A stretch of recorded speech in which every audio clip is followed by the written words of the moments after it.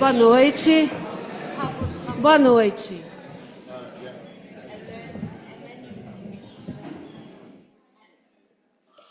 Boa noite a todos, a todas e todes. Sou Ana Carolina Vassarelli de Paula Santos. É uma alegria receber vocês em nome do Conselho de Direção do Departamento de Psicanálise do Instituto Sede Sapiense, para esse encontro sobre o livro de Ana Freud, A Teoria Tem Seus Prazeres, a dimensão social da prática psicanalítica e a infância em contextos de vulnerabilidade, organizado pela Elisabeth Andanto. Gostaria de começar agradecendo à professora Danto pela generosidade em compartilhar conosco esse trabalho tão importante. Aos psicanalistas e professores Emiliano de Camargo e Davi e Rafael Alves Lima, pela presença como comentadores. E a coordenadora Fernanda Almeida, pela organização e condução dessa mesa. Agradeço também a comissão organizadora, composta pela Cristiana Cunha Freire, Fernanda Almeida, Noemi Moriscon e Tidi Setúbal, assim como a equipe do departamento, especialmente a Cláudia Dameta, que tornou possível a realização desse evento. Um agradecimento especial a todas as pessoas presentes. É sempre muito bom ver o auditório cheio para pensarmos juntos. O livro organizado por Danto é um resgate da história viva da psicanálise e uma reflexão sobre o compromisso ético e social que marca essa prática desde seus primórdios. Danto, pesquisadora e historiadora da psicanálise, dedica-se a reconstruir os laços entre teoria, clínica e justiça social. Suas obras, As Clínicas Públicas de Freud, Psicanálise e Justiça Social, já havia revelado como o movimento psicanalítico, nas décadas de 1920 e 1930, surgiu a partir do atendimento a populações vulneráveis. Agora, em Ana Freud, A Teoria Tem Seus Prazeres, ela amplia essa perspectiva, convidando-nos a revisitar o legado de Ana Freud à luz de questões fundamentais como infância, vulnerabilidade e práticas comunitárias. Danto mostra como Ana Freud foi uma pensadora autônoma, moderna e profundamente comprometida com o social. E como seu trabalho inspira uma psicanálise voltada ao cuidado e à reparação. Em Viena, nas décadas de 20 e 30, Ana levou a escuta para fora do consultório, criando clínicas voltadas para crianças e famílias em situações de vulnerabilidade. Essa atuação abriu caminho para que hoje chamamos de psicanálise comunitária, lembrando-nos que o cuidado psíquico é também um ato de justiça social.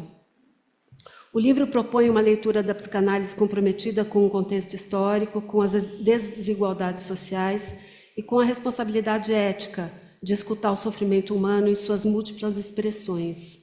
É um convite a pensar a teoria psicanalítica não apenas como uma ferramenta clínica, mas como uma prática inserida na vida coletiva e agente de transformação. Elisabeth Danto, professora emérita da assistência social do Hunter College de Nova York, é autora de As Clínicas Públicas de Freud, Psicanálise e Justiça Social, da Perspectiva, obra que recebeu os prêmios Gradiva e Goethe. Danto escreve e ministra palestras internacionalmente sobre a história da psicanálise como sistema de pensamento e marcador da cultura urbana.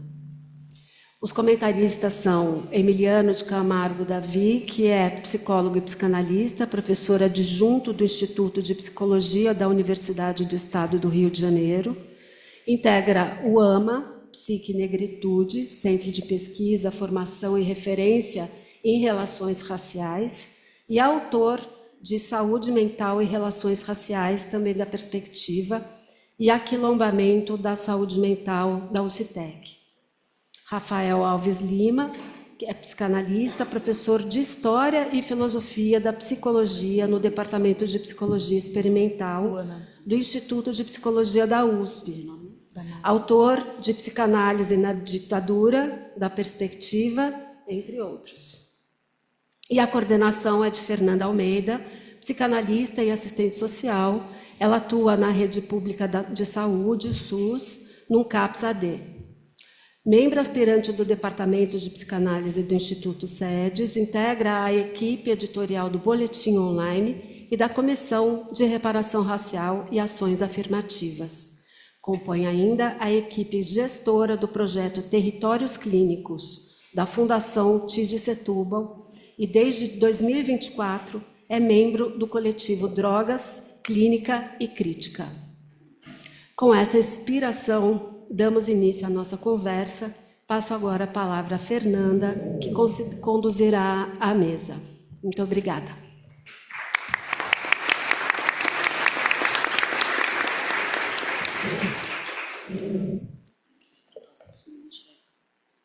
Tem que trocar o óculos. Eu tenho brincado que eu já tenho idade para ter juízo e óculos multifocal. Não tem nenhum nem outro. Mas vamos lá. Boa noite, gente. Eu vou ler aqui um texto que eu preparei para coordenar a mesa. E uma alegria estar aqui. Sejam todos e todas muito bem-vindos. Então, boa noite a todas, todos e todes. É com profunda alegria e também ciente da enorme responsabilidade que aceitei coordenar esta mesa. Foi nesse mesmo auditório, em 2019, que escutei pela primeira vez Elisabeth Andantot. Lembro-me do impacto da descoberta a respeito da dimensão pública da psicanálise assumiu no contexto do pós-guerra na Viena Vermelha. Daí, até compreender os complexos processos das disputas que resultaram em um certo apagamento e ou silenciamento, não levou muito tempo para que essa dimensão se tornasse clara. Foi pela leitura de As Clínicas Públicas de Psicanálise que tivemos notícias consolidadas desse capítulo político da psicanálise. Desde então, o livro As Clínicas Públicas de Psicanálise, Psicanálise e Justiça Social, tornou-se uma referência, não só para mim, mas para muitos psicanalistas e pessoas interessadas nesse tema. Hoje celebramos o seu retorno aqui no nosso auditório. Seja muito bem-vinda.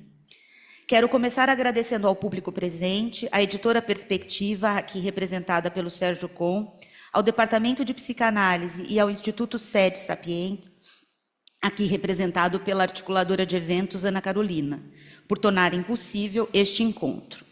Agradeço também, de modo muito especial, a comissão organizadora, a Cristina Cunha Freire, a Noemi Moritz-Kohn, a TID Setúbal, que confiaram a honra de estar aqui nessa noite, conduzindo uma conversa que é, ao mesmo tempo, uma celebração e uma provocação.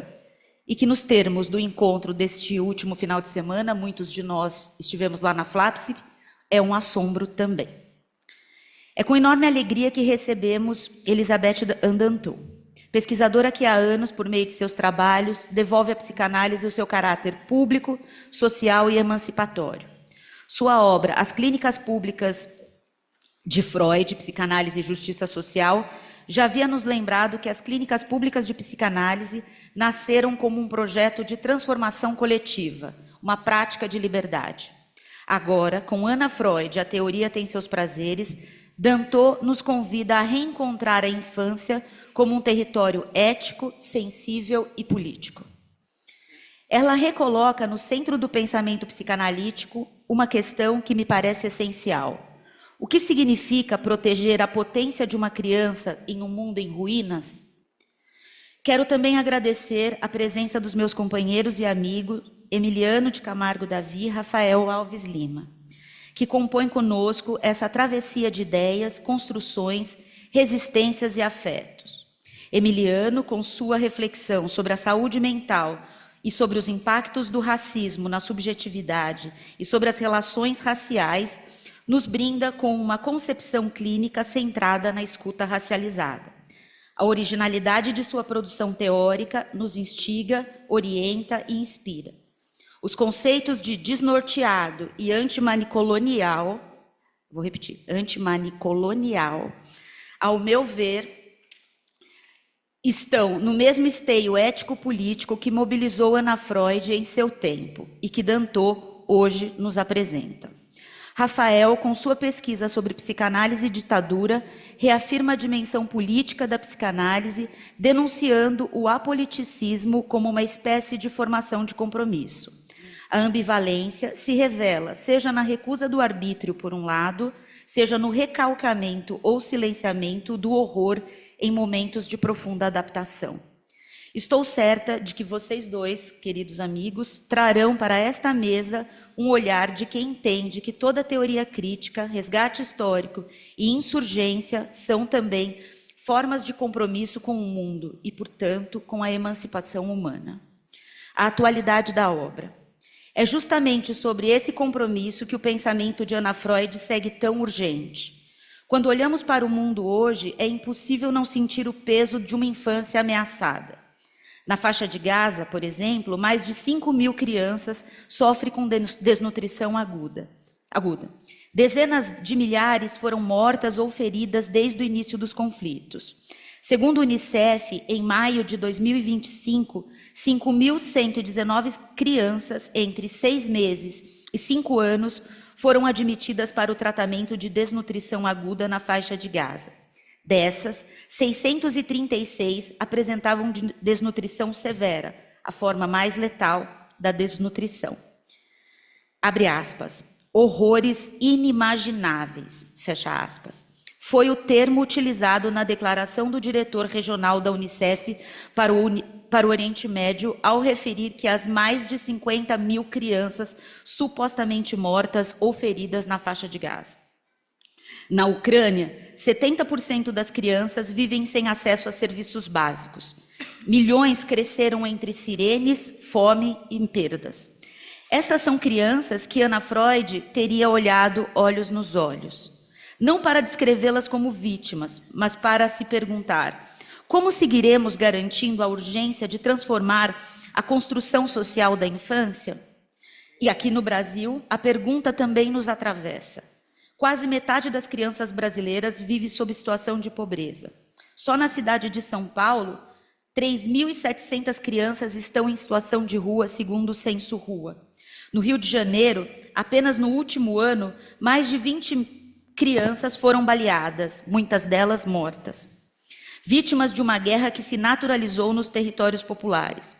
Esses números nos dizem que a infância continua sendo um campo onde se revela, com mais crueza, o fracasso das políticas mediadas apenas por interesses econômicos e o limite da nossa capacidade de indignação. O legado de Ana Freud. É por isso que ler Ana Freud hoje é mais do que um exercício de um resgate histórico. É também uma busca por um referencial ético para uma escuta clínica com crianças. Ela acreditava que o que se precisa é mudar. Não era apenas o modo de tratar as crianças, mas a própria construção social da infância. Ana Freud viveu 2 guerras e pôde fazer da psicanálise infantil um campo de invenção e não de adaptação.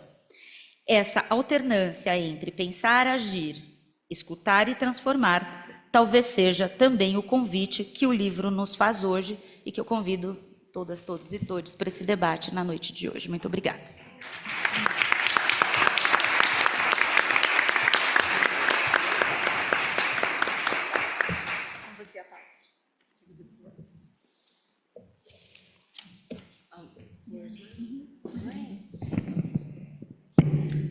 Well, thank you very much. Só um segundo. Agradecer a Luana Damasio, nossa tradutora, apresentar. Yeah.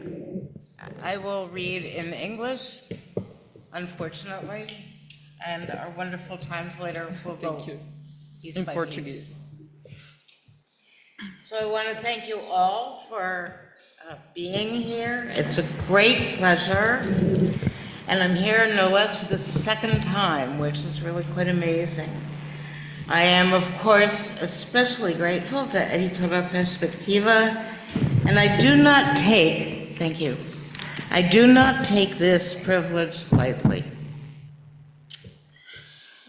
So, our framework today is, why should we read Anna Freud, a person who has fallen into disfavor? And it's now incumbent on us, especially in this era, to start rereading her. Anna Freud never wrote a formal autobiography, but she did sit for interviews, and in the 1970s, she told the child analyst Robert Coles, quote, I have spent most of my life trying to understand children.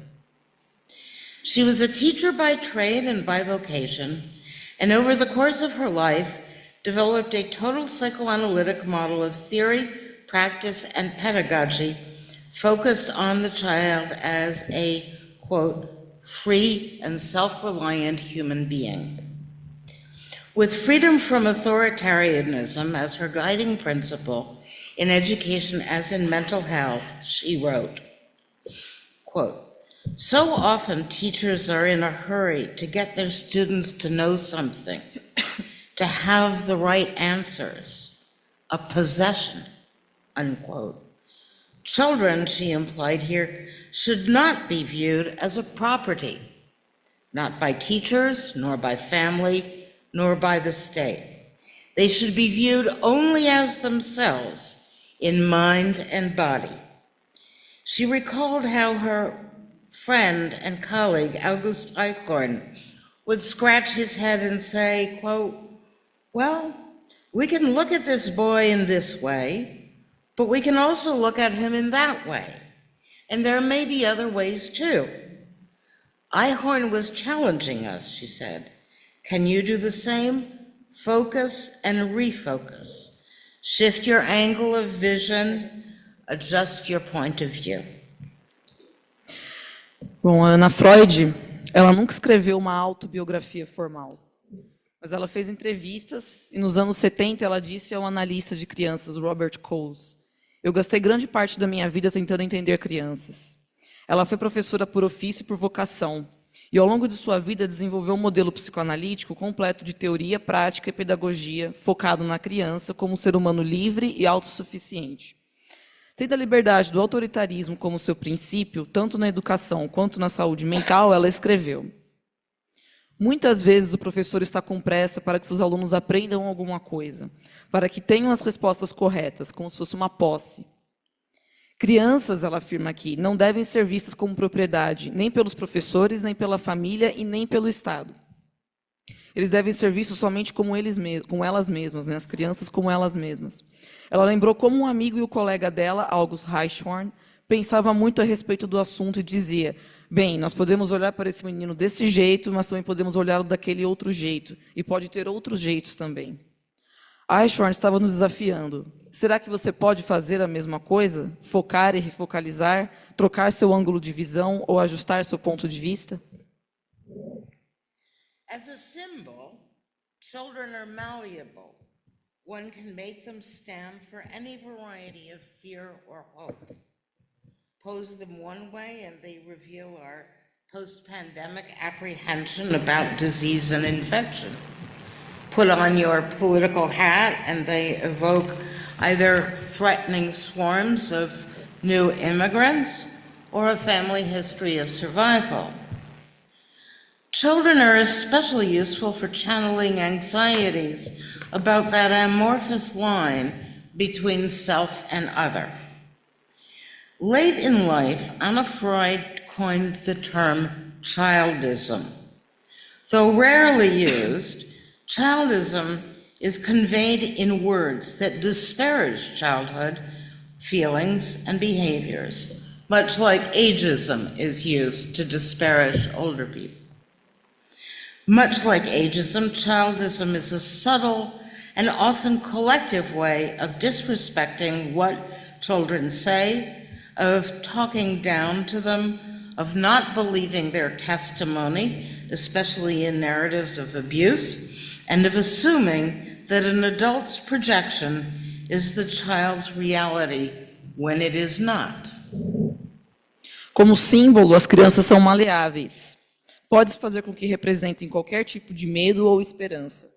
Apresente-as de uma determinada maneira e elas podem mostrar um receio pós-pandêmico que concerne a doenças e infecções. Vista o chapéu do seu partido político e elas podem evocar multidões ameaçadoras de novos imigrantes ou a história de sobrevivência de uma família. Crianças são especialmente úteis para canalizar ansiedades sobre a linha amorfa entre o eu e o outro. Já na velhice, Ana Freud cunhou o termo infantilismo. Embora raramente usado, o infantilismo é transmitido em palavras que menosprezam os sentimentos e comportamentos das crianças, muito parecido com o etarismo, que faz com a questão ali da idade. O infantilismo é uma forma sutil e, às vezes, coletiva de desrespeitar o que as crianças dizem, de não acreditar em seus testemunhos, especialmente narrativas sobre abuso, de assumir que uma projeção de um adulto é a realidade de uma criança, quando, na verdade, não é. Anna Freud set out to define not so much what children are, but to protect what children need in order to thrive. She wanted to move beyond the ideological-driven construction of childhood, emphasizing that children should be recognized as individuals with their own thoughts, feelings, and experiences. Each child has a unique set of developmental capacities and psychological needs which may or may not conform to social expectations. To research this view of human development, Anna Freud and her staff at the Jackson Nursery in Vienna observed and recorded the growth and regressions of young children. She wrote, "Our wish was to gather direct, as opposed to reconstructed, information about early childhood, which we deemed all important for the child's ability to advance from primary to secondary functioning, from the rudiments of superego development and impulse control, and for the establishment of object ties to peers." Despite this quantitative approach, she rejected the conservative myth of positivist objectivity and instead, and originally, used psychoanalytic theory to mitigate the risks of research bias. Later, at the Hampstead Nurseries in London, her arc of observation covered the child's ability to shift from their internal to their external worlds and back. This revealed a new and striking picture of ways in which the larger environment, from family to school to war, casts a profound psychological impact on children. For example, she found that the small children in residential or foster care at Hampstead experienced the Blitz, that is the German bombing of London, as less painful than the separation from their parents. To handle their anxiety, Anna Freud formed family-like groups, or artificial families, including a psychological parent composed of Hampstead's staff. Human relationships, more than anything else, help the children cope with emotional difficulties and minimize the constraints created by institutional care. Equally significant, Anna Freud argued for the child's ability to self-regulate, if allowed to do so by adults. As an example, here is an excerpt of my interview with Hannah Fischer, an Austrian refugee who was working in the nurseries during the war. A Ana Freud se propôs a definir não tanto o que as crianças são, mas sim a proteger o que as crianças precisam, a fim de se desenvolver plenamente. Ela quis se mover além da construção de infância conduzida ideologicamente, enfatizando que as crianças deveriam ser reconhecidas como indivíduos, com seus próprios pensamentos, sentimentos e experiências. Cada criança tem um conjunto de capacidade de desenvolvimento e necessidades psicológicas que podem, ou não, ajustar-se a expectativas sociais. Para pesquisar essa visão de desenvolvimento humano, Anna Freud e sua equipe da creche Jackson registraram o crescimento e regressões de crianças pequenas. Ela escreveu: "Nosso desejo era juntar informação direta sobre a primeira infância, na qual nós consideramos extremamente importante para as habilidades das crianças, para avançar do funcionamento primário para o secundário, para os rudimentos do desenvolvimento do superego e controle do impulso, e para o estabelecimento de laços objetivos com os pares. Apesar dessa abordagem quantitativa, ela rejeitou o mito conservador da objetividade positivista e, ao invés disso, usou a teoria psicanalítica para mitigar os riscos de viés na pesquisa, que, no caso, viés seria no sentido de parcialidade, né, de uma inclinação a algum assunto. Mais tarde, no berçário Hampstead, em Londres, seu arco de observação abrangeu a capacidade das crianças de mudar do seu mundo interno para o externo e vice-versa. Isso revelou uma imagem nova e impressionante de formas pelas quais o ambiente mais amplo, da família para a escola e depois para a guerra, exerce um profundo impacto psicológico nas crianças. Por exemplo, ela descobriu que as crianças pequenas em lares ou famílias adotivas em Hampstead viram o The Blitz, que é como o bombardeio alemão em Londres é conhecido, como menos doloroso do que a separação dos pais. Para lidar com as suas ansiedades, Freud formou grupos familiares ou as famílias artificiais, incluindo um pai psicológico, compostos pela equipe de Hampstead. Relações humanas, mais do que qualquer coisa, ajudaram as crianças a lidar com dificuldades emocionais e minimizar as restrições criadas por cuidados institucionais. Ela também acreditou firmemente na capacidade da criança de se autorregular, se for permitido pelos adultos. Como exemplo, aqui está um excerto da minha entrevista com Anna Fisher, uma refugiada que na época ajudava nas creches.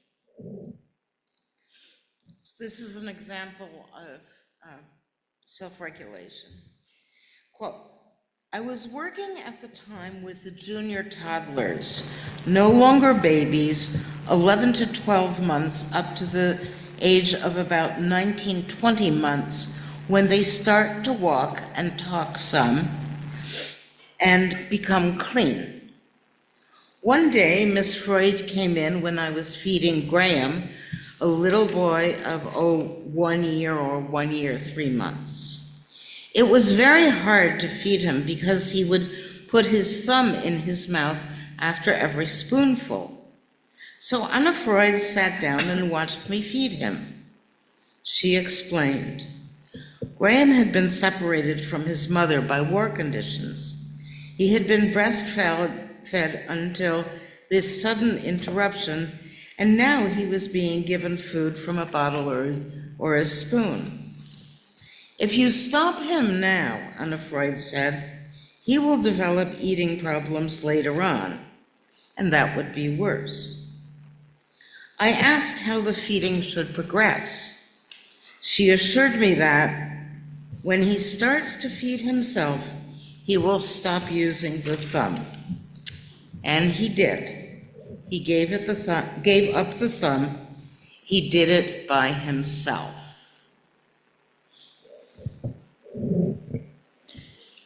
Eu estava nessa época com crianças pequenas, né, então é o trecho, né, da entrevista que ela teve com a Anna Fisher. Então eu estava nessa época com crianças pequenas que já não eram mais bebês, 11, 12 meses, até aproximadamente 19 a 20 meses, quando eles começam a andar e a falar um pouco. Um dia, a senhorita Freud entrou quando eu estava alimentando Graham, um garotinho de 1 ano ou 1 ano e 3 meses. Era muito difícil alimentá-lo porque ele colocava o polegar na boca depois de cada colherada. Então, Anna Freud se sentou e me assistiu alimentando a criança. Ela explicou. Graham foi separado de sua mãe em condições de guerra. Ele foi amamentado até essa interrupção repentina e agora o alimento era dado em mamadeira ou colher. Se você pará-lo agora, disse Anna Freud, ele irá desenvolver problemas alimentares mais tarde, e isso seria pior. Eu perguntei como o ato de alimentar poderia progredir. Ela me assegurou que quando ele começar a alimentar a ele mesmo, se alimentar sozinho, ele vai parar de usar o polegar. E assim aconteceu. Ele desistiu do polegar e tudo isso sozinho. The results of Anna Freud's integration of direct observation with psychoanalytic theory went beyond the consulting room. Her findings on childhood autonomy had a larger influence on modern views of children's rights and child welfare policy than we would think. While any psychoanalytically informed public policy would be difficult to secure, it did have a fighting chance in child welfare of the 1970s and early 80s. In 1973, Anna Freud and her co-authors of the book Beyond the Best Interest of the Child proposed a new set of policy guidelines based in children's rights. The framework consisted of the following dimensions. I think I'll read one.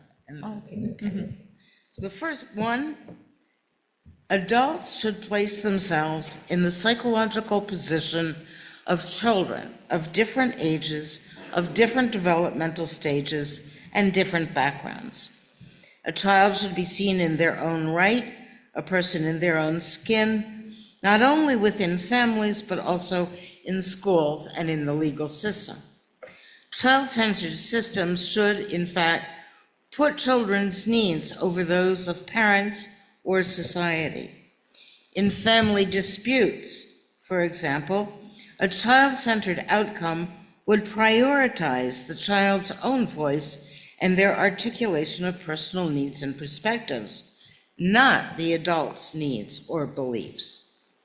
So when she was asked, why should the child's interests be paramount, Anna Freud answered, because laws are made by adults for the protection of adult rights. Os resultados da integração da observação direta de Anna Freud com a teoria psicanalítica foi além do consultório.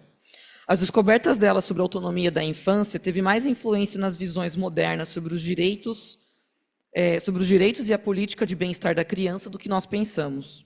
Embora qualquer política pública baseada na psicanálise seja difícil para assegurar, teve uma chance real no bem-estar infantil nos anos 70 e no começo dos anos 80. Em 1973, Anna Freud e seus coautores do livro Além do Melhor para a Criança propuseram um novo conjunto de diretrizes políticas baseado nos direitos das crianças. A estrutura consistia nas 3 dimensões a seguir. A primeira, os adultos devem se colocar na posição psicológica de crianças de diferentes idades, de diferentes estágios de desenvolvimento e diferentes repertórios. Uma criança deve ser vista em seu próprio direito, uma pessoa em sua própria pele, não só dentro das famílias, mas também nas escolas e no sistema legal. Sistemas centrados na criança deveriam, na verdade, colocar as necessidades das crianças acima daquelas dos pais ou da sociedade. Em disputas familiares, por exemplo, os resultados centrados na criança priorizariam a voz da criança e sua articulação de necessidades pessoais e perspectivas, não as supostas necessidades e crenças do adulto. Quando questionada por que os interesses da criança devem ser supremos, Anna Freud respondeu, porque as leis são feitas pelos adultos para proteger os direitos do adulto. The second dimension shows us that child welfare means protecting children's emotional and psychological well-being. Anna Freud's psychoanalytic research with evacuated or orphaned children at the Hampstead War Nurseries had already shown that a stable, positive attachment to a parental figure, whether biological or not, is crucial to the children's health, mental health, and overall development. She drew on the positive results of artificial families at Hampstead to argue for the effectiveness of psychological parents. The child's need for respect and continuity of relationships overrides the construct of, quote, natural biological parents. This position put into place some extraordinarily profound cultural values, questioning traditional boundaries such as the nature of family privacy, conventional gender roles, and ultimately the role of the state in child protection. Bom, o segundo ponto é o bem-estar infantil significa proteger o bem-estar emocional e psicológico das crianças. A pesquisa psicanalítica de Anna Freud com as crianças evacuadas, e no sentido das crianças que saíram de um lugar perigoso para poder ir para um lugar mais seguro, ou as crianças órfãs nas creches de guerra de Hampstead, já tinham mostrado que um apego estável e positivo com uma figura parental, seja biológica ou não, é crucial para a saúde das crianças, além da saúde mental e desenvolvimento no geral. Ela se baseou nos resultados positivos das famílias artificiais de Hampstead para defender a eficácia dos pais psicológicos. A necessidade da criança por respeito e continuidade dos relacionamentos prevalece sobre o conceito dos pais biológicos naturais. Essa posição coloca em jogo alguns valores culturais extraordinariamente profundos, questionando limites tradicionais, tais como a natureza da privacidade da família, papéis convencionais de gênero e, por fim, o papel do Estado na proteção da criança. Children face systemic prejudice. Whether in the family or in education or in legal settings, their perspectives are often dismissed, their mental health needs disregarded, and their voices unheard. Anna Freud challenged this childism, which we spoke about briefly earlier, in, for example, her program of simultaneous treatment of babies and mothers. She advocated for early intervention programs to prevent childhood programs from developing into more severe disturbances, primarily by teaching the mother to allow for the child's self-regulation, as we have seen. These services provided families, including adoptive parents, teachers, and other professionals working with children, with psychoanalytically informed support, advice, education in early childhood development, and referrals or treatment. In the interest of children's rights, Anna Freud took psychoanalysis out of its customary practice settings in offices and into the juvenile courts, the state welfare systems, and the very construction of social units known as, quote, natural families. A terceira dimensão, as crianças se deparam com preconceitos sistêmicos, tanto na família quanto na educação ou contextos jurídicos, suas perspectivas são frequentemente ignoradas. Suas necessidades por saúde mental desrespeitadas e suas vozes não são ouvidas. Anna Freud desafiou esse infantilismo em, por exemplo, seu programa de tratamento simultâneo de bebês e mães, que a Elizabeth vai explicar depois. Ela defendeu programas de intervenção precoce para prevenir que problemas na infância se desenvolvam em distúrbios mais severos. Esses programas forneceram às famílias, incluindo os pais adotivos, professores e outros profissionais que trabalham com crianças, apoio, aconselhamento, educação sobre o desenvolvimento na primeira infância e encaminhamentos ou tratamento com base em conhecimentos psicanalíticos. Individual treatment, especially child analysis, offers children and their caretakers ways of handling early onset psychological distress. The clinical techniques are linked to developmental stages and are adapted to suit children's symptoms and communication styles. Anna Freud's concept of child analysis emphasized the importance of establishing a strong therapeutic alliance with child while supporting parents and caregivers. Because children's needs and responses differ from adults, she used techniques like play and drawing to facilitate the expression of pain, verbal or not. As we know, this emphasis contrasted with Melanie Klein's technique of working interpretively with pre-Oedipal children. Ultimately, the rights of children to be heard in whichever way they express themselves is the key to improving and maintaining their well-being.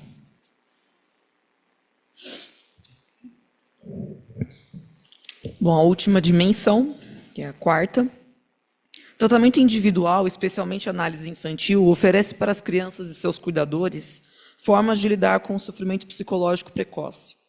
As técnicas clínicas estão ligadas aos estágios de desenvolvimento e são adaptadas para se adequarem aos sintomas e estilos de comunicação das crianças. O trabalho de Anna Freud enfatizou a importância de estabelecer uma forte aliança terapêutica com a criança enquanto apoia os pais e cuidadores. Como as necessidades e reações das crianças diferem dos adultos, ela usou técnicas como brincar e desenhar para facilitar a expressão de dor, seja verbal ou não. Finalmente, ouvir os direitos das crianças é a chave para melhorar e manter o bem-estar delas. O direito de ser ouvido é a solução simples para o problema do silêncio. De fato, o efeito do silêncio nas crianças é especialmente repressivo e o direito delas de serem ouvidas tem geralmente uma carga social. The right to be heard is a straightforward solution to the problem of silence. Indeed, the effect of silence on children is especially repressive, and their right to be heard is often socially charged. Further, what we call, quote, child protection may well be silencing in disguise. We must ask, to what extent is this alleged protection actually a silencing, an oppression that rewards conformity? In the 20th century, and in line with the emergence of progressive education, Anna Freud aimed to loosen the grip of this traditional silencing, which has long, or perhaps always, been considered a state and family responsibility. She fought childism for the sake of children's emotional and psychological well-being on their own terms. Today, those terms are at risk. It is time to revisit the work of Anna Freud. Tudo que chamamos de proteção infantil pode ser um silenciamento disfarçado. Nós devemos questionar até que ponto essa suposta proteção é, na verdade, um silenciamento, uma opressão que recompensa a conformidade. No século XX, e em consonância com o surgimento da educação progressista, Anna Freud procurou enfraquecer o domínio dessa tradicional cultura do silêncio, na qual há muito tempo, talvez desde sempre, tem sido considerado uma responsabilidade do Estado e da família. Ela lutou contra o infantilismo em prol do bem-estar emocional e psicológico das crianças, nos termos delas. Hoje, esses termos estão em risco, então é tempo de revisitar o trabalho de Anna Freud.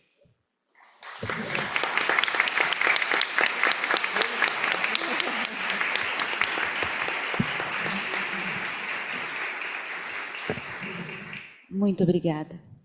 Eu vou passar a palavra agora rapidamente para os meus companheiros que vão fazer os comentários. Primeiro o Rafael, depois o Emiliano, e de modo que sobre um tempo para que a gente possa abrir a palavra para vocês. Tá bem? Então, Rafa, de 15 a 20 minutos, tá bem? Ótimo.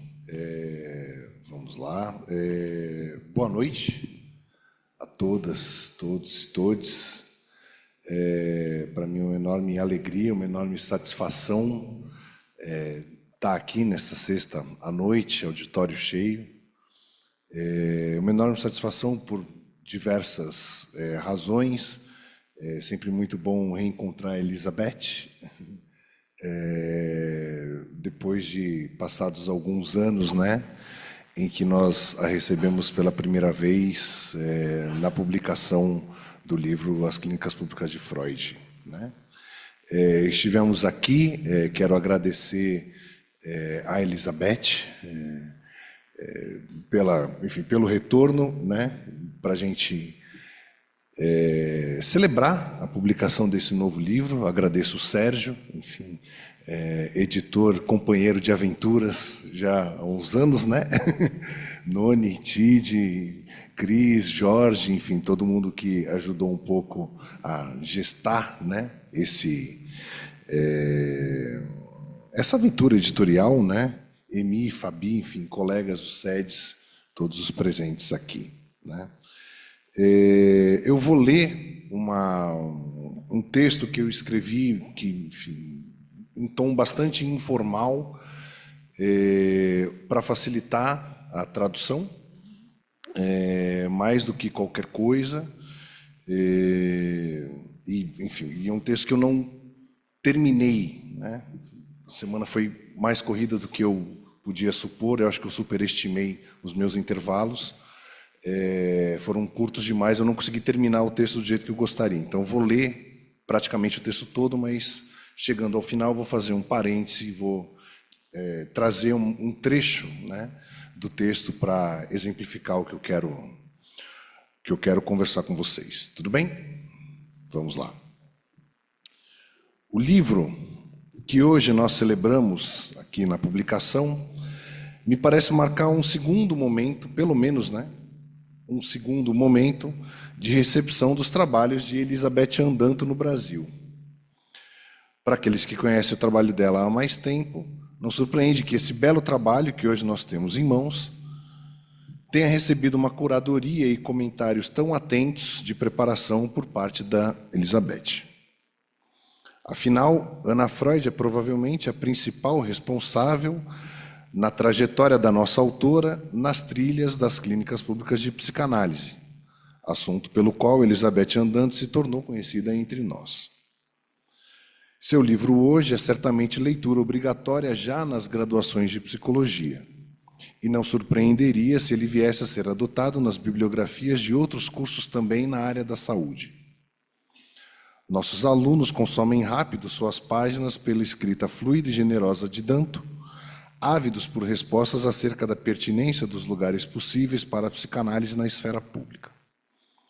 Não posso deixar também de sublinhar que a excelente recepção entre nós e as clínicas públicas de Freud foi acompanhada de um crescente interesse pela história entre nós. A história da psicanálise em específico, mais das psicoterapias, da psicologia clínica e eu diria que da psicologia em geral.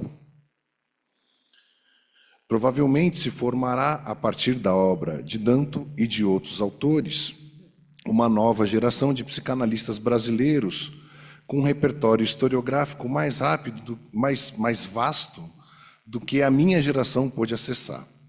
Por mais que eu me considere ainda razoavelmente mais ou menos jovem, eu não tenho dúvidas de que há pelo menos uma geração mais nova logo depois de mim. E sim, não há dúvidas de que essa nova geração terá novos desafios, afinal o neoliberalismo é esse foguete que não tem ré, e justamente por isso espero que os mais jovens encontrem respostas melhores do que a minha geração conseguiu oferecer aos problemas, impasses e soluções oriundas da presença da psicanálise no espaço público. Mas, bem, faltava ainda preencher essa lacuna. Restava compreender como Danto alcançou o tema das clínicas públicas via Ana Freud, por meio da Ana Freud. Nos meus estudos em História da Psicanálise e da Psicologia, acreditei por alguns anos que eu conhecia razoavelmente bem quem era e o que havia feito Ana Freud.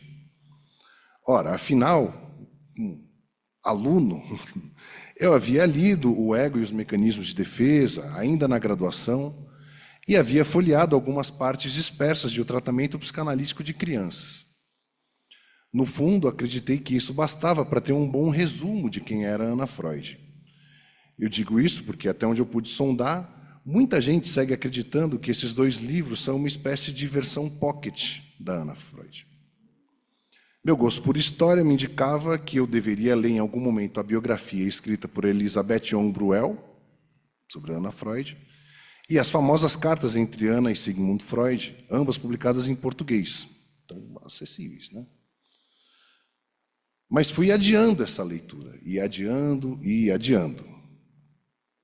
Também em minhas prateleiras, um livro de nome estranho, eu trouxe ele aqui, editado em 1958, chamado Meninos Sem Lar. Livro esse que comprei por uma pechincha em um sebo e ficou anos lá na estante, parado, sem ser aberto. Para ajudar a tradução, esse livro é o Crianças Sem Famílias, Infant Without Families.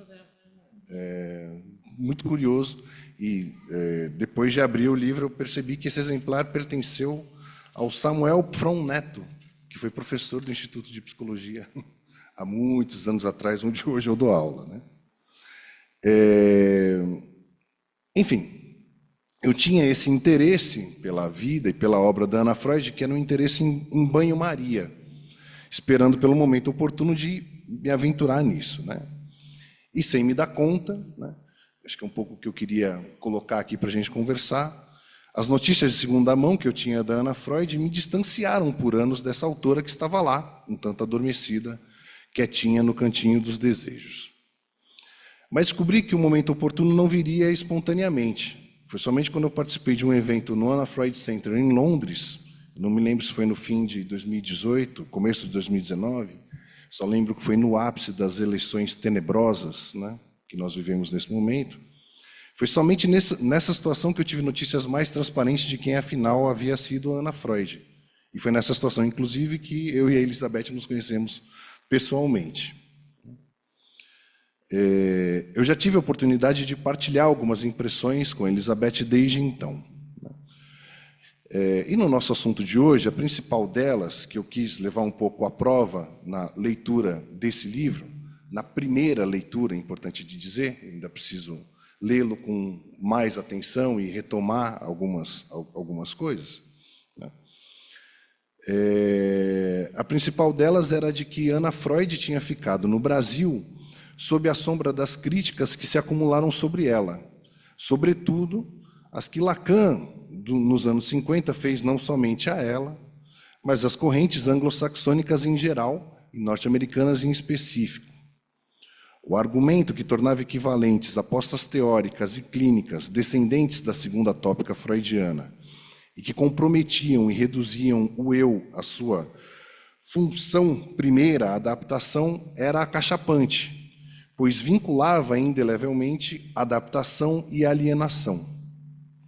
Na cabeça do lacaniano médio, tudo se passaria como esse grande saco de gatos denominado a psicanálise norte-americana fosse uma versão ampliada da Ego Psychology de Chris Loewenstein Hartmann. Ana Freud, no meio dessa mistura, perdia sua especificidade em favor de um retorno a Freud pai, retorno intransigente que apanhava a história no atacado em favor da postulação de um inconsciente estruturado como linguagem. Bem, não é preciso ser nenhum grande especialista em história da psicologia ou da psicanálise para constatar que se trata de uma caricatura injusta.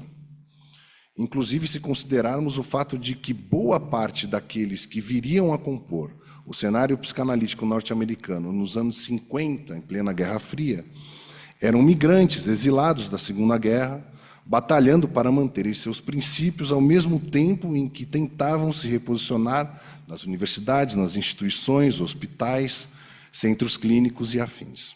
Ou seja, não seria exagerado afirmar que a questão da adaptação não era simplesmente uma abstração teórica, mas um desafio da vida prática desses psicanalistas exilados nos Estados Unidos.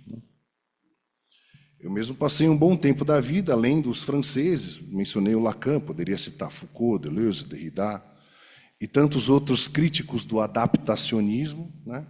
Na verdade, não tenho nada contra esses franceses, eu gosto deles até hoje. Mas, enfim, o ponto que eu quero destacar é a sombra que eles fazem a Ana Freud no Brasil.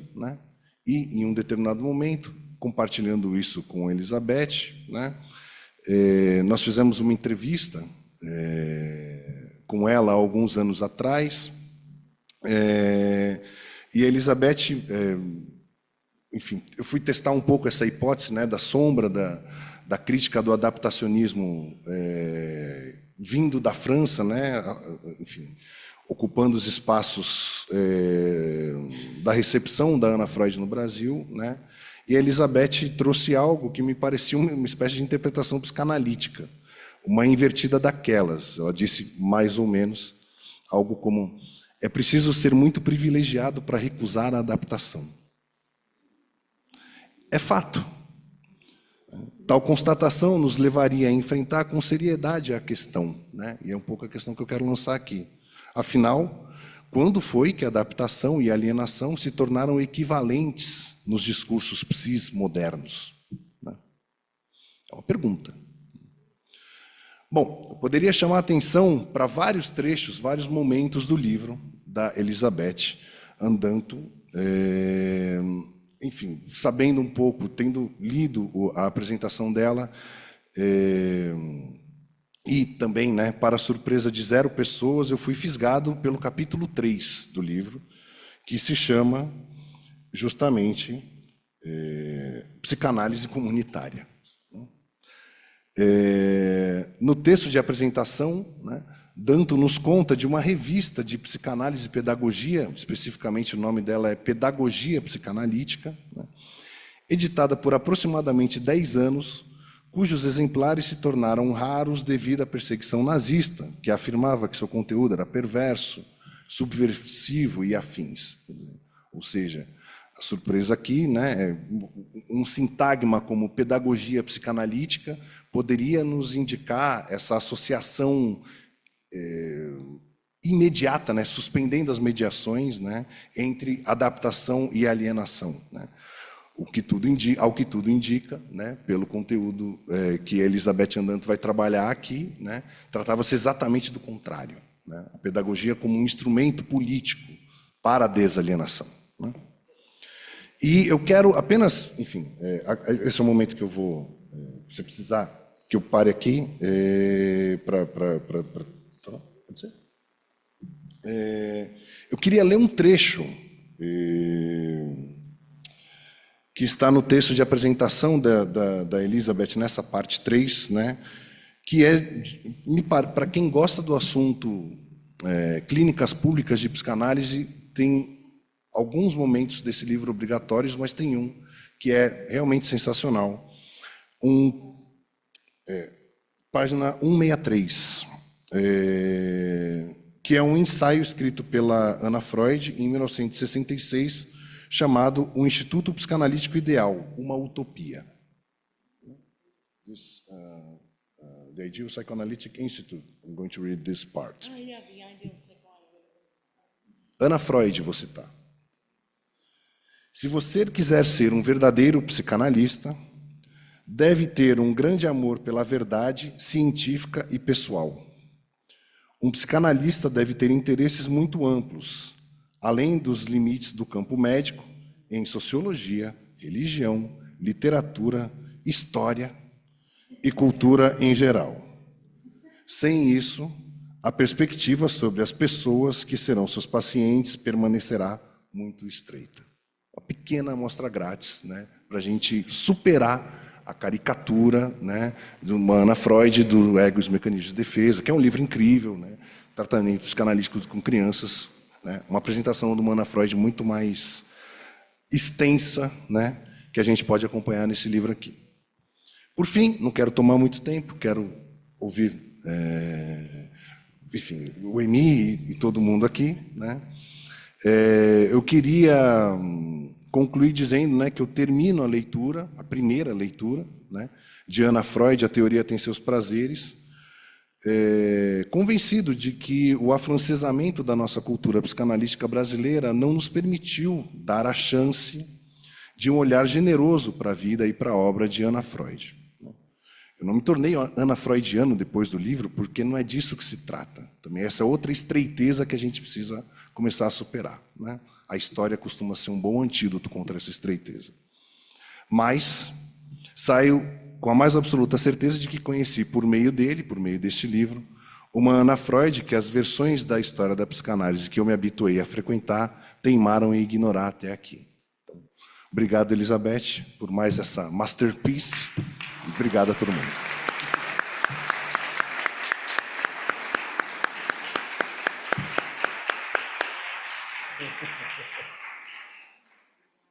Opa, obrigada, Rafael, por sua conferência. E eu não vou perder a oportunidade de mostrar o laranja de vocês dois, que tá sem... Não, eu não tenho condição de não fazer esse breve comentário. Obrigada. Agora o Emiliano.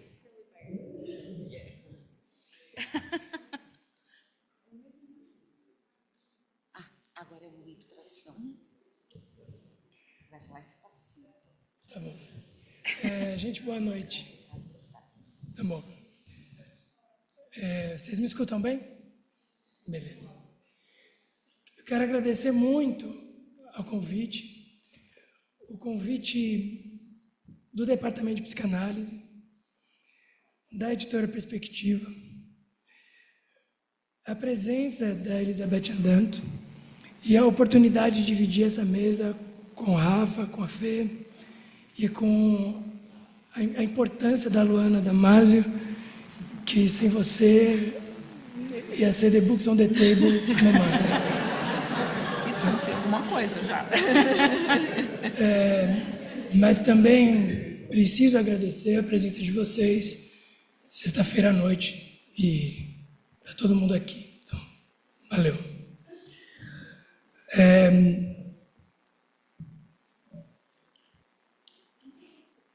Se infância vem do infância,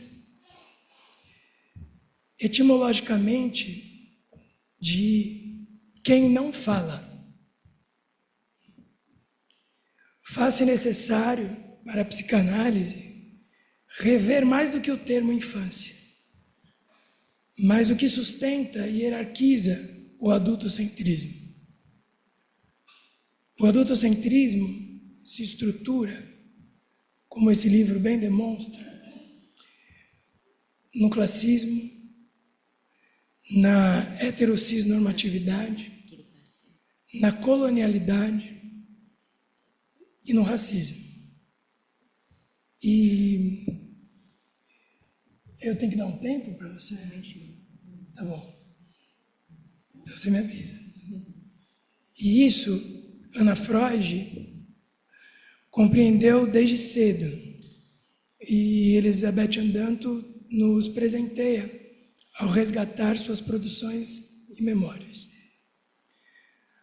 Ao ler o livro, fica evidente, a partir das suas divisões e capítulos, o Rafa se apegou a um capítulo 3, psicanálise comunitária, eu me apeguei ao capítulo 7, o direito das crianças. Eu fui formado em CAPS Infanto-Juvenil, Centro de Atenção Psicossocial de Crianças e Adolescentes. E ao ler o livro, fica muito evidente, em suas divisões, seus capítulos, que não há análise infantil, capítulo 1, educação, capítulo 2, pesquisa, capítulo 5, desenvolvimento humano, capítulo 6, sem a garantia e o exercício do direito das crianças, capítulo final, número 7. Fiz o jabá ainda. Como é que ela traduz? Fazer o jabá é a tradutora.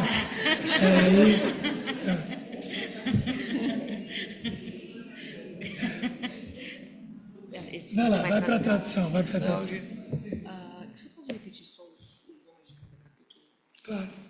Ela pediu para eu repetir os nomes de cada capítulo. Análise infantil, capítulo 1, educação, capítulo 2, pesquisa, capítulo 5, desenvolvimento, capítulo 6, e sem a garantia de exercício, sem a garantia de exercício do direito da criança. Não há muito o que fazer. A gente está tendo que fazer isso porque foi pedido a mim que eu enviasse um texto, como todo mundo fez. Mas eu não dei conta. Então fiz a pouco. Ele que segue? Pode seguir. Tá bom. Esse trabalho, essa direção, se dá, ou pode se dar, em psicanálise comunitária. E isso é muito evidente e forte, enquanto direção ético-política para o nosso campo. Ana Freud, me parece, está na mesma perspectiva de Jacques Donzelot, em A Polícia das Famílias.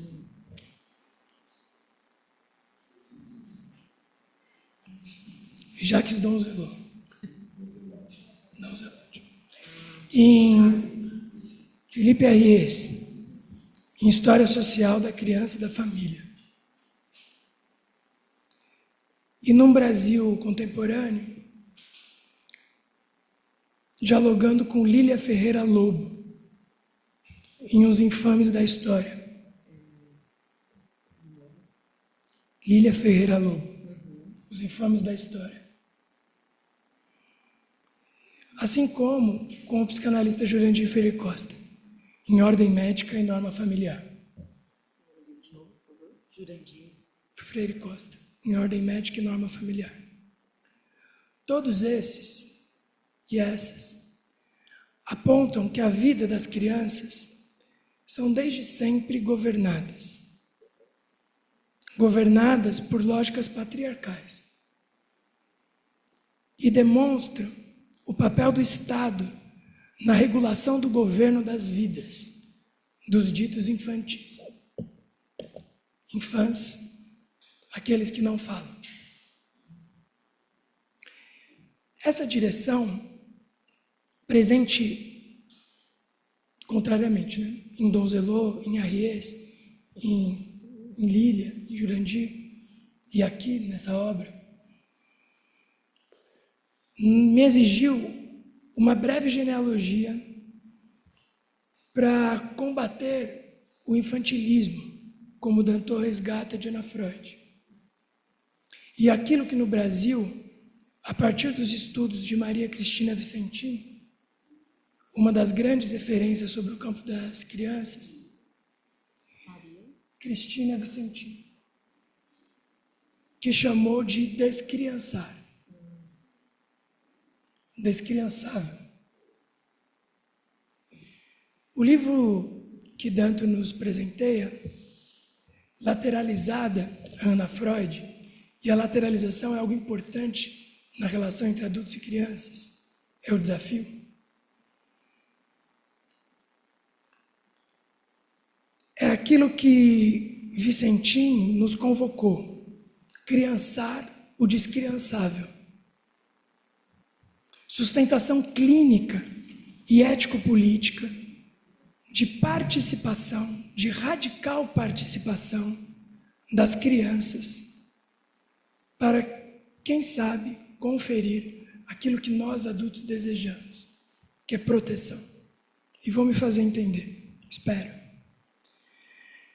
Mas eu ainda inicio, eu devo estar falando há 10 minutos, eu estou achando que é início, né? Mas eu ainda inicio com uma direção que é do Paulo Leminski. Ele me dá uma direção para essa genealogia. Ele diz que nessa vida a gente pode aprender 3 coisas com uma criança. Sempre estar alegre. Alegre é diferente de feliz. Nunca ficar inativo. E o que eu mais gosto, chorar com força por tudo que se quer.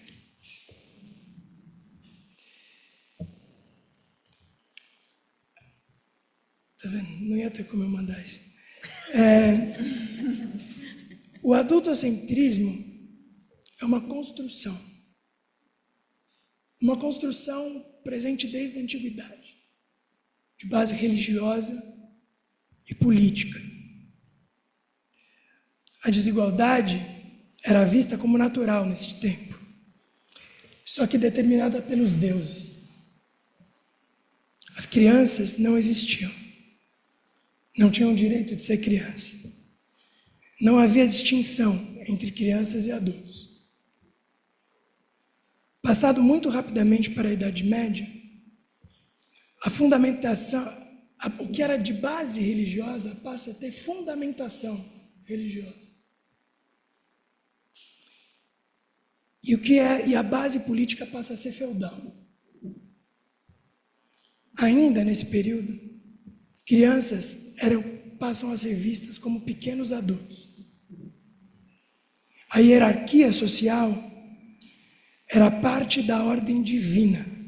A mobilidade social quase não existia. Muito rapidamente eu passo à Idade Moderna. É neste tempo, a partir do Renascimento, que começa-se a reconhecer infância. Destaque para o Rousseau. A ascensão da burguesia, a valorização do capital e da propriedade privada. Muito bem apontado no texto. Infância, propriedade privada de adultos. Colonialismo. Europa, Américas e Áfricas colonializadas. Desigualdade racial e econômica. Classes populares, crianças das classes populares trabalham desde cedo. Elites podem reservar seus investimentos. Crianças tidas como investimentos das elites. Passo rapidamente para a idade contemporânea. E aí eu tenho que correr, né? O Brasil, não? Deveria, mas... Tá bom. O capitalismo industrial luta por igualdade. Conquistas. Movimentos sociais e direitos civis. 1924, Declaração de Genebra, importantíssimo das crianças. 1989, a ONU faz a Convenção dos Direitos das Crianças. No Brasil, o Código de Menores se torna a ECA, 13 de julho de 1990. É nesse momento que proteção não pode ser confundida com participação. O Estatuto das Crianças e dos Adolescentes preconiza algo que nós adultos temos dificuldade de compreender. A gente adora uma das pernas do Estatuto, que é a proteção. Mas esse Estatuto escancara que não há proteção sem participação. Frase retirada do livro. Criança deve ser vista por si, uma pessoa em sua própria pele. A crítica presente no livro, a lógica ocidental de quem tem criança como propriedade. Eu não sabia que o nosso ECA tinha tanta influência da Ana Freud. Exato. Fernanda cochichou aqui que também o CAPS infantil tinha tanta influência da Ana Freud. Vou chegar nisso agora. O livro demonstra algo que no SUS a gente chama de clínica intersetorial. A interface psicojurídica, a interface com a educação, a interface com o serviço social, com os abrigos, com o SEDECAS e tantas outras coisas. A análise infantil e o direito de família estão próximos, segundo o que aponta na Freud. A lei salvaguarda a criança por afeto, aponta Danto. Por afeto participativo, chamado por Ana Freud de estimulação. Enfim, finalizo. Nesta vida, pode-se aprender 3 coisas com uma criança. Sempre estar alegre, nunca ficar inativo e chorar com força por tudo o que se quer. Que o adultocentrismo presente em nós seja dobrado a partir dessa obra. Obrigado.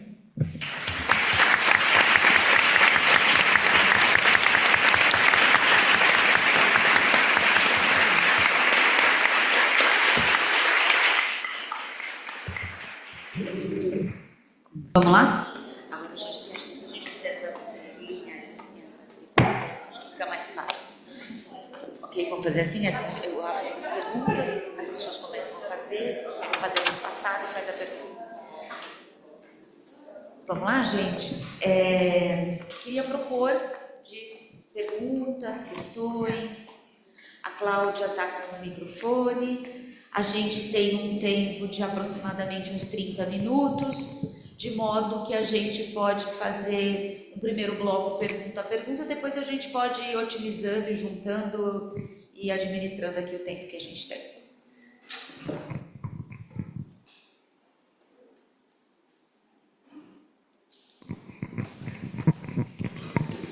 Pedir para a pessoa falar um nome, por favor. Meu nome é Silvio, queria agradecer. Queria perguntar para a Elizabeth se essa concepção dos direitos da criança, se elas estão, de alguma forma, sistematizadas no trabalho da Ana Freud, né? O Emiliano tentou nomear alguns, né? Então, queria saber se ela poderia falar um pouquinho mais sobre essa questão de quais são esses direitos ou como isso foi pensado.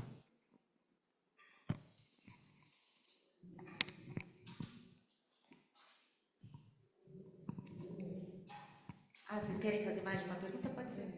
Legal. 3 perguntas? Pode ser? A gente faz 3 e depois outro bloco de 3. Ótimo. Na verdade, não é uma pergunta. Primeiro, eu queria agradecer, que eu achei brilhante tudo que aconteceu aqui hoje, e eu vim justamente para isso, para perder o preconceito do que eu sempre escutei. Na Freud, nunca entender o seu pai.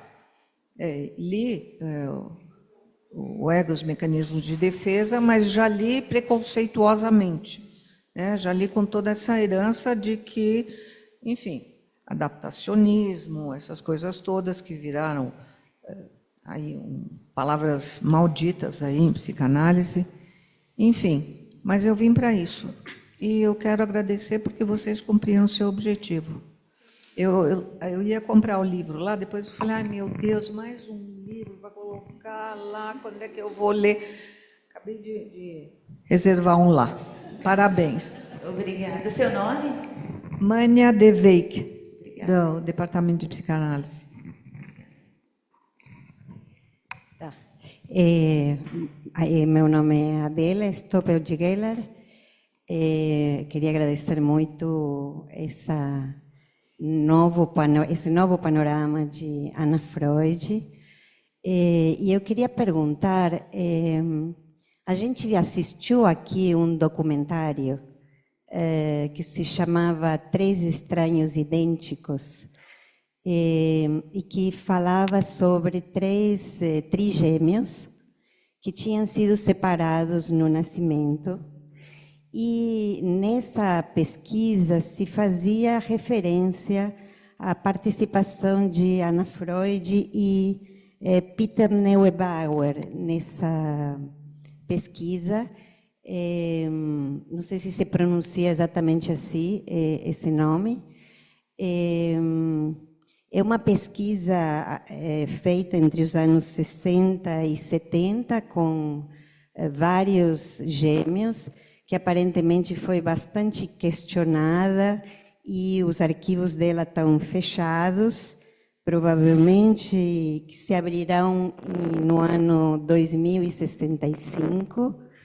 E eu queria saber se você tinha mais dados dessa pesquisa, eram gêmeos que eram separados e alocados em famílias diferentes, de níveis sociais diferentes. Esse foi o caso que a gente viu através do documentário. Eu entendo que justamente isso permitia um estudo das influências sociais muito claros, uma vez que nos gêmeos os determinantes genéticos são idênticos. Então, a participação dela nessa pesquisa me chamou bastante atenção, e eu queria saber se você sabia algo dessa pesquisa, desses arquivos, desse material.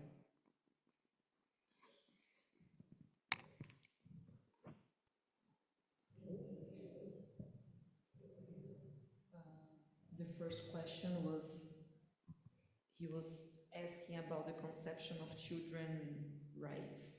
If it is specifically in what children rights are in Anna Freud's work, if you know specifically. So, what are children's rights in Anna Freud's work?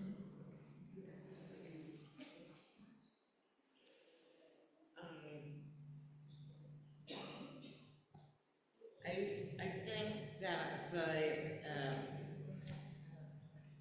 the core right is the right to be heard and to be acknowledged as a person, right? To be acknowledged as a person and not an extension of the parent, nor an extension of the state, right? And so this would encompass the whole range from a child who is perfectly, quote, normal to a child with disabilities and so forth, regardless of their biopsychosocial constitution. They are that person and nobody else. And so they are that. And then with that, the right to be heard. that you don't want the adults always jumping in and finishing their sentences. However that turns out.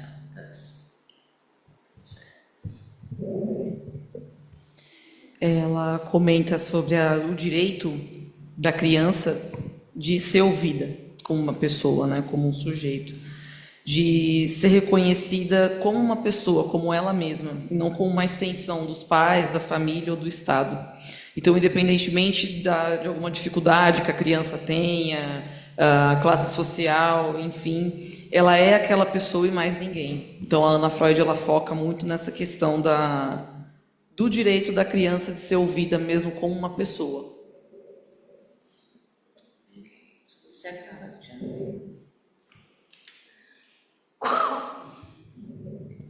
The second was a comment about about your book. She doesn't have more a biased view or when she was reading the texts because of Sigmund Freud.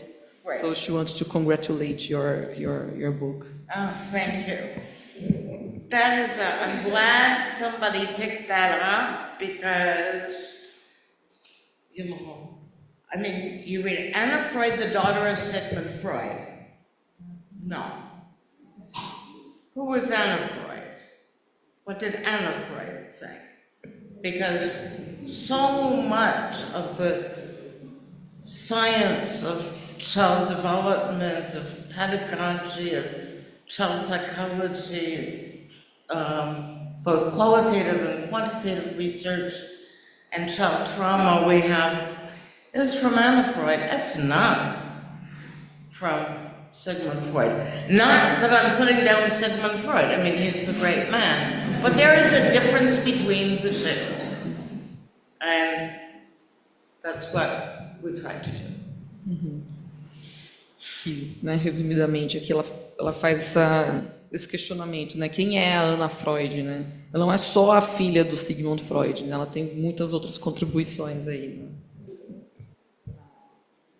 There's the third question. Okay. She watched a documentary called, I think, Três Estranhos Idênticos would be, I don't know if they translated literally in English. Does anybody know? Alguém sabe dizer se tem uma tradução literal? Ok. Yeah. Yes. And it makes Anna Freud's reference about a research on twins who are separated, each one living in a different place. And Anna's participation drew her attention, and she wants to know if you have something to talk about this research. Okay. That research, the twins research, was actually done by Anna Freud's partner, Dorothy Tiffany Bellingham, so that you have this right, who had been a twin herself and was very interested in that. I don't know that particular documentary, but Dorothy did write a lot about blind infants and the relationship of the mother to the child. And it's very interesting because, again, it talks about, can the child be seen as a person and not just a blind object, right? Can you separate and then reattach the blindness and the child? And to what extent can the mother and the child learn about blindness from each other? Yeah, I think. But she has a lot of really beautiful, Dorothy has a lot of beautiful essays that were published in the 1950s in the psychoanalytic study of the child.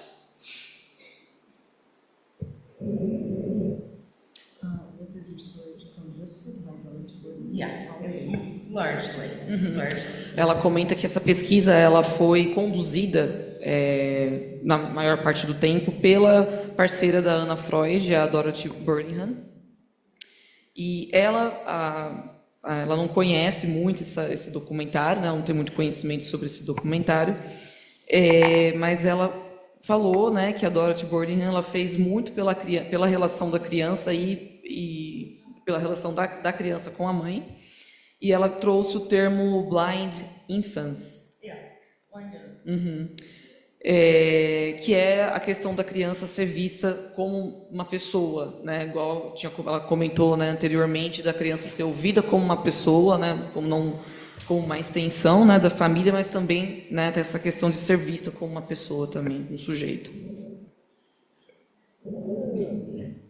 Não sei se o Rafa ou o Emiliano querem fazer alguma pergunta. A gente tem um tempo também para abrir questões. Talvez fosse interessante mais questões, depois vocês comentam também as... Tudo bem, Rafa? Tudo bem, Emily? Mais perguntas, questões?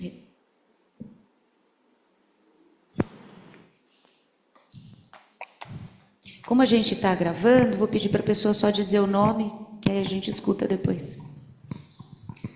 Então, boa noite. Eu também gostaria de agradecer muito, né, a realização desse evento, né? Eu acho que é extremamente importante, né? Eu acho que a relevância do evento, mas a obra, né, da Elizabeth, que parece que ela recupera uma história que está recalcada, né? De autores que parece que contam de uma psicanálise implicada, né? E aí eu queria contar que eu trabalho com crianças separadas das suas famílias de origem e são acolhidas há 30 anos aqui no SEDES, praticamente. E estava, para mim, desconhecida essa história, e eu fico muito agradecida de poder ir atrás, assim como o Rafa, né, pôde ler agora, né, essa obra. Então, eu acho que é de extrema relevância, né? Eu queria mais me pronunciar nesse sentido.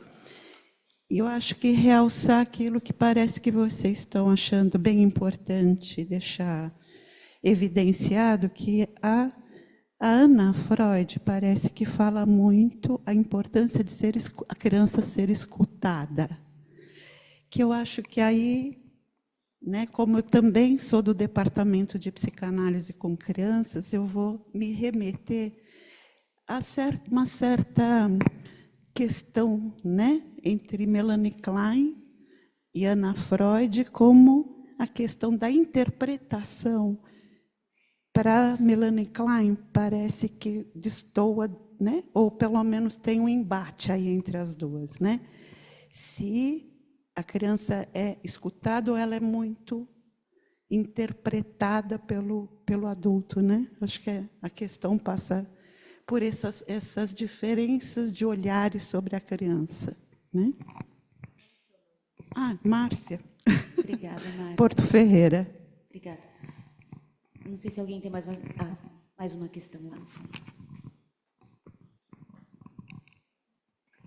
Boa noite, obrigada pela mesa. Meu nome é Cristina, sou do Departamento de Formação em Psicanálise. Acho que, continuando o comentário da Márcia, fiquei pensando no que vocês trouxeram da diferença entre proteção e participação, né? E acho que justamente pensar como é que isso se desdobra no trabalho clínico com crianças, né? E como é que a gente pode situar, então, a escuta considerando a participação da criança, né, como ativa no trabalho de análise, enfim, no trabalho de cuidado e proteção também. Obrigada. Obrigada. Podemos passar, então, aqui a tradução, acho que dada a extensão das perguntas, para que ela tenha tempo para desenvolver. The first one mentions the extreme importance of your book, of the work, and of Anna Freud's work as well. You brings back You bring back many psychoanalysts in your book, and she works with children who were separated from their families, and she really appreciated your book, Anna Freud's idea, because of her job. And she mentions Melanie Klein because there is a difference about the overinterpretation. Right. When the children are Pre-edible. they are listened very much. Right. And she wants to know if you have something to say about this big difference between them. Let me see. Where should I start? Just a minute. Okay. Pode.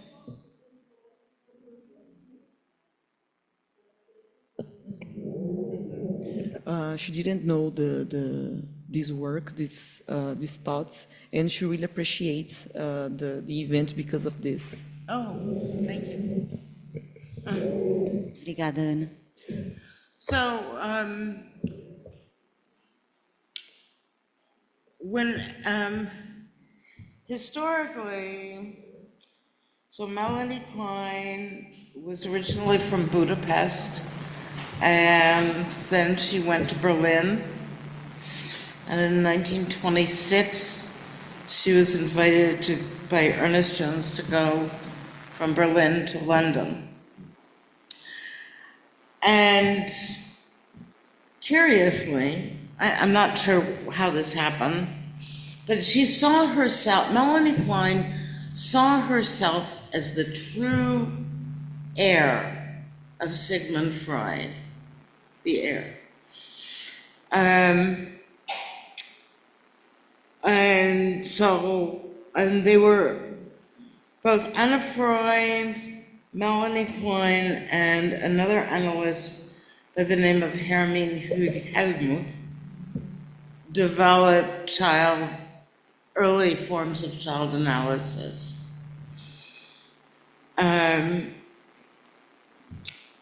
I think that nobody really knows or understands where Melanie Klein got her ideas of the child analysis, that analysis could be effective even with the pre-verbal, pre-Oedipal child.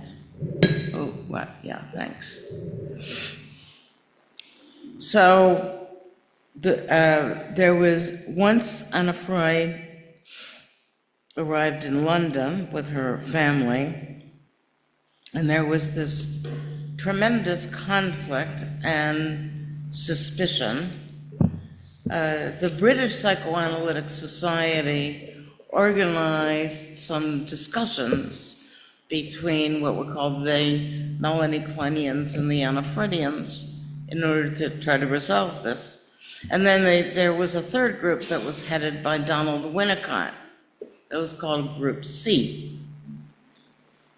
Well, nothing really came of it. It's an interesting book. They outline it. And basically, Anna Freud maintained, and then it continues to be the position of the Anna Freud Center, that children express themselves, and it's up to the adult or the therapist to understand what the child is saying, right? That it's way too early for interpretation, right? Especially when you feed that interpretation back to the child who hasn't developed sufficient cognitive capacity to understand it.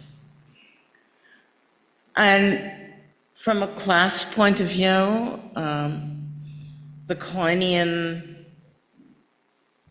method is certainly more elite than the Anna Freudian method. And Anna Freud believed in child analysis starting effectively around ages 5 or 6, rather than 2 to 3, and that it would involve the parents or families. So that it was more of what today we would call a systems approach. Or Melanie Klein was exclusively focused on interpreting what the child was articulating. Her theories are really interesting. Her practice is sort of mysterious, I think. I mean, to me at least. Yeah. So you mentioned Freud, she treated the children expressed by the adult listening? No, that Anna Freud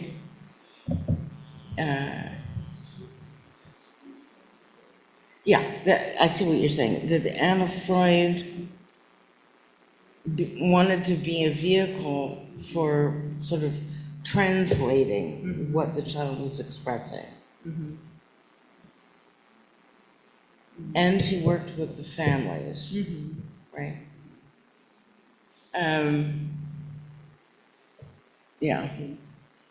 But she used play therapy and so forth, to do that, Marilyn Klein was much earlier, ages 2 or 3, sometimes pre-verbally and interpreting to the child. The gestures. Yeah, but interpreting to the child who didn't understand it.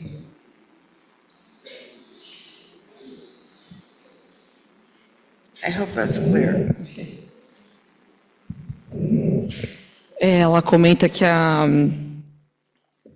Melanie Klein, ela chegou a se ver como a verdadeira herdeira de Sigmund Freud, né? Então também já tinha esse pequeno embate.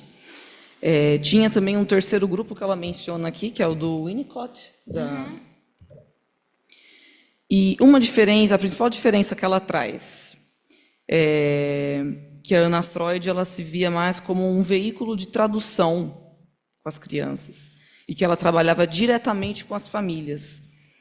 E a Melanie ela focava mais em interpretar o que a criança articulava, né? Seria mais uma pre-interpretation, né? Uma pré-interpretação mesmo, às vezes dos gestos, the gestures. Né? Então essa é a principal diferença que ela trouxe. Yeah, I just want to say, I think Melanie Klein's theories are really interesting. You know, her theories of aggression and but I've never understood her practice. Ela nunca entendeu a prática. Apesar de ter a teoria interessante.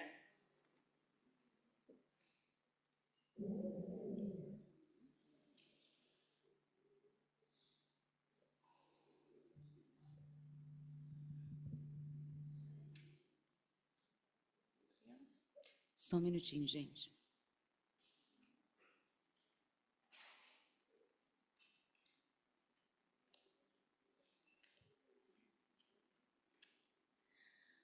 Well, I guess that's it. I want to really express my sincere gratitude to Sociocon and the leaders of Editora Perspectiva who had the insight and audacity to publish this book. So I thank them very much. Não ouvi. There's more comments.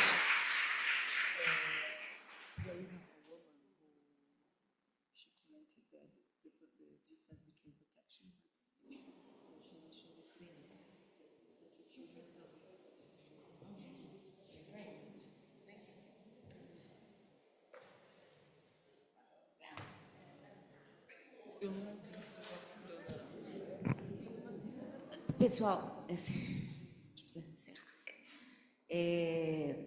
Antes de agradecer, aqui em respeito ao Rafa e o Emi, queria saber se vocês querem fazer algum pequeno comentário, só para a gente encerrar a noite. Emi, Rafa.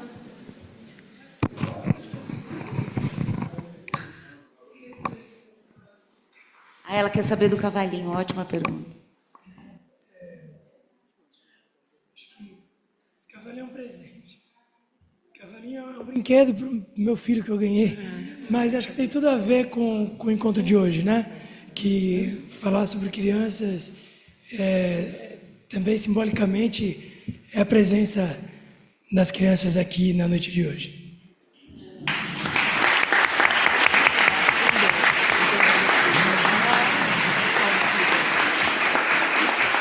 Muito obrigada a todos e todas. A gente se encontra por aí na leitura desse livro e de outros encontros. Obrigada.